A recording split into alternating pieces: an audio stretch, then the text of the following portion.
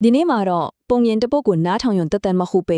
အောင်မြင်နေတဲ့လုပ်ငန်းတစ်ခုကဘယ်လိုများအတွင်းကနေကြက်သေးပြင်းနဲ့ကိုပြန့်ဖြစ်စီးသွားနိုင်တဲ့ဆိုတာကိုအတူတူလေ့လာသုံးသပ်ကြည့်ကြရအောင်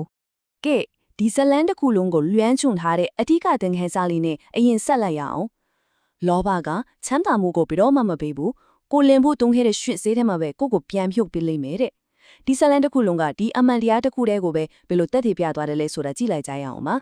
ကဲဇလန်ကိုအစားနဲ့ပြန်ကောက်ရရင်ဆိုနာပူရာကလာခက်နဲ့ယာတာတို့ရဲ့စီးပွားရေးကရေရေသွေးကိုအခြေခံပြီးတိဆောက်ထားတာပါဒါဟာသူတို့အောင်မြင်မှုရဲ့အခြေခံအောင်မြင်ပဲပေါ့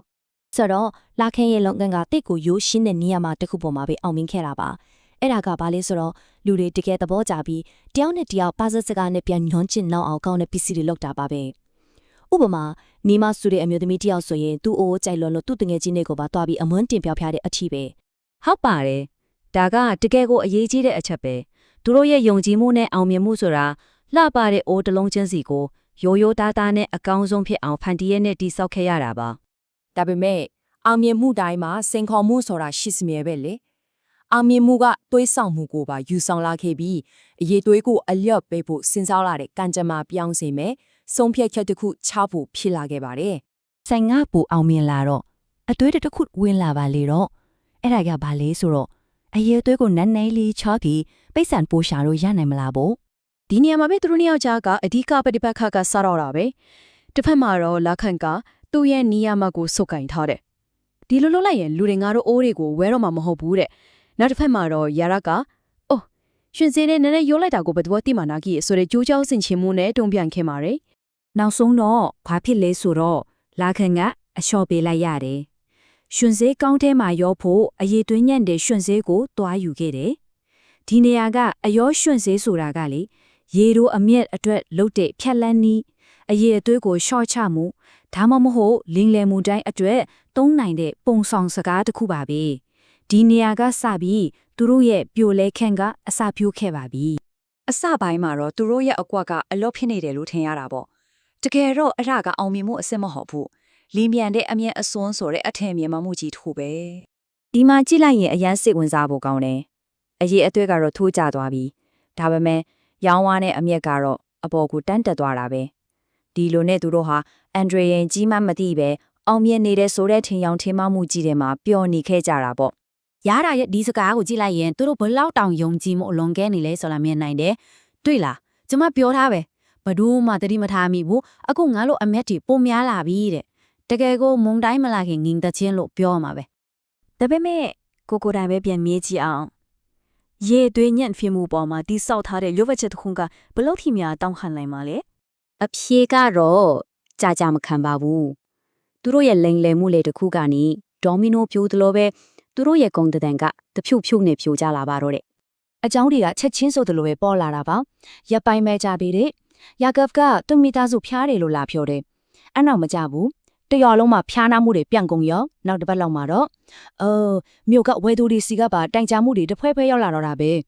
ဲဒါဟာတိချဖျက်တယ်မဟုတ်တော့ဘူးထဲမနိုင်တိမ့်မြပြက်နတ်နေတဲ့အကြက်အကျဲချူဖြစ်လာခဲ့ပြီတသနာတွေကလည်းတစ်ခုပြီးတစ်ခုတန်းစီပြီးပေါ်လာတာအိုးတွေကရေကိုတောက်တဲ့သူတွေနေမကောင်းဖြစ်တယ်အိုးနဲ့ချက်တဲ့အစားအစာတွေကလည်းကောင်းကောင်းမချက်ဘူးအိုးတွေကိုယ်တိုင်ကလည်းနင်းနင်းလေးထိရနဲ့ကွဲချေကုန်ရောဒီလောက်ဆိုတာတေဝါလုံးကလာခန့်ရှင်စည်းညံနေသုံးနေပြီဆိုတာကိုတန်တရားဝင်လာကြရတာပေါ့ဒီဖြစ်စဉ်ကသူတို့ရဲ့ပြိုလဲမှုကိုအစင်စင်ပြနေတာပဲပထမဆုံးတိုင်ကြားမှုတစ်ခုကနေစတယ်ပြီးတော့တရွာလုံးဖျားနာတယ်လူတွေရဲ့တန်တရားဝင်မှုရဲ့ပိုကြီးထွားလာတယ်နောက်တော့လူသိရှင်ကြားဆွဆွဲခံရတယ်နောက်ဆုံးမှာတော့ရွာကနေနင်းထုတ်ခံလိုက်ရတဲ့အထိပါပဲစီမိုင်းပြဿနာလေးတစ်ခုကနေလူမှုအချိုင်းဝိုင်းရဲ့ကြက်ကြဲကြီးတစ်ခုအဖြစ်ဘလောက်မြန်မြန်ပြောင်းလဲသွားလဲဆိုတာကြည့်ပါဦးနောက်ဆုံးမှာတော့ရရွာရဲ့အဆုံးဖြစ်ကထွက်လာတယ်အယမ်းကိုပြင်းထန်ပါတယ်မင်းတို့ကြောင့်တရွာလုံးဖျားနေကြပြီဒီရွာကနေချက်ချင်းထွက်သွားမဟုတ်ရင်ကတော့မင်းတို့ကိုပစ်ထုတ်ပြမယ်ဒီစကားတစ်ခုနဲ့ပဲလာခန့်ရဲ့ဘွားသူ့ရဲ့စီးပွားရေးအရာအားလုံးပြာကျသွားတယ်ပါတော့တဲ့ကဲဒီလောက်ဆိုဇလန်းနာတော့ပြီးသွားပြီဒါပေမဲ့တကယ်ရေးခိတာကလောဘရဲ့တကယ်တန်ဖိုးကဘာလဲဆိုတာကိုနားလည်ဖို့ပဲဒါဟာဆုံးရှုံးသွားတဲ့အမျက်အစွမ်းထက်အများကြီးပိုပါတယ်သူတို့ရဲ့ဆုံးရှုံးမှုရှင်းတဲ့ကိုတစ်ချက်ကြည့်လိုက်ရအောင်အရင်ကယုံကြည်ရတဲ့လက်မှုပညာရှင်အခုတော့လိန်လေရောင်းချသူအရင်ကရှင်းတဲ့နေတဲ့စီပွားရေးအခုတော့ပျက်စီးသွားပြီအရင်က လေးစားခံရတဲ့ရက်ရွာလူထုပဲအခုတော့နှင်ထုတ်ခံရသူတကယ်ပဲရလိုက်တဲ့အမြတ်အနှင်းငယ်နဲ့လုံးဝမတန်တဲ့ဆုံးရှုံးမှုကြီး လာခတဲ့ရင်ကွဲစကားကဒီဆုံးရှုံးမှုရဲ့ပုဂ္ဂိုလ်ရေးဆိုင်ရာနာကျင်မှုကိုအကောင်းဆုံးဖော်ပြနေပါတယ်တွေ့လာရတာဒါမင်းရဲ့လောဘကြောင့်ထိရတာလူတွေတတိထားမိမှာမဟုတ်ဘူးဆိုတဲ့မင်းရဲ့အတွေ့ကငါတို့ကိုဘဲချင်းချင်းထိဆွဲချသွားပြီလေကြည်စမ်းတဲ့